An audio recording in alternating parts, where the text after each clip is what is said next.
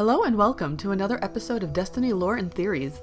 Last time we discussed my theory on who awoke Rasputin in the events of the collapse, and why. In today's episode, we'll learn the history and lore behind the star of the creepiest boss battle in the game, Alak-Hul.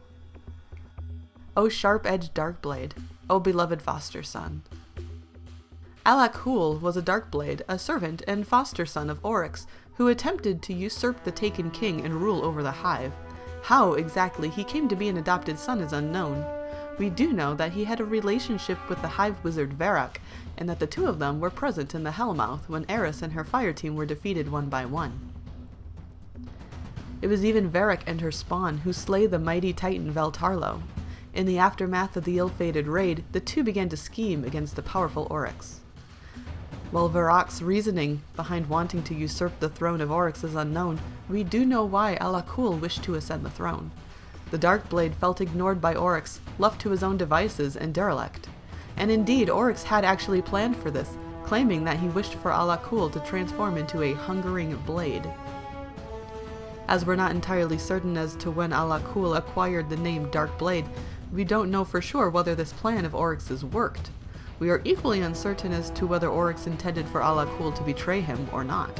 What is clear is that once Alak-Hul and Varrock's uprising was quelled, Alak-Hul himself was imprisoned in a darkened cell deep within the Dreadnought.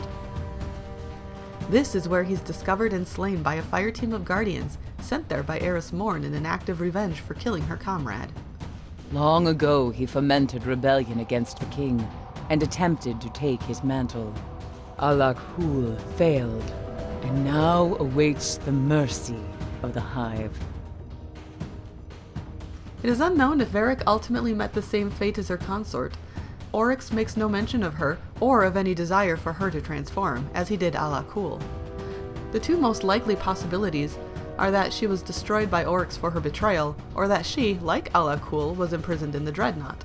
If the latter is true, we may actually have come across her, if inadvertently. When the six Guardians ventured into the Ascendant Realm to destroy Oryx, they came across a series of prison chambers. These chambers look identical to that which you entered to slay Alak-Hul. It's entirely possible that Varrock is imprisoned in one of those chambers, although there's no way to know for sure. One thing that is for certain is that while it's a safer universe with Alak-Hul destroyed, if Oryx's plan to transform Alak-Hul into a hungering weapon was actually successful, we may not yet have seen the last of the dreaded Darkblade. Oryx gave me no task, therefore I must task myself with Oryx's ending. Thank you for watching today's episode of Destiny Lore and Theories. If you like what you saw, consider subscribing for more. Check out my playlist if you want the scoop on all things Destiny lore, and don't forget to follow me on Twitter or Facebook for updates on new videos.